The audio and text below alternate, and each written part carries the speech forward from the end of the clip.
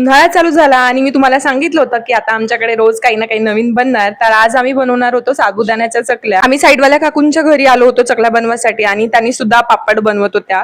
वहिनी करत होत्या काम आणि कामाच्या वेळेस तिला इरिटेट करणं मला खूप जास्त आवडते आणि ती चिडली पण खूप जास्त होती त्यावेळेस. वहिनी आणखी जास्त चिडण्यापेक्षा जाऊ द्या म्हटलं आपणच करून घ्यावं काम, म्हणून मी चकल्या पटकन वहिनींसोबत करून घेतल्या.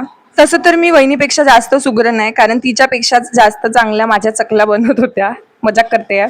दादानी आज एक नवीनच फ्रूट आणलं होतं, ते म्हणजे ताड, आणि हा मी जन्मात कधी खाल्ला नाही, आज पहिल्यांदा खायला घेतला.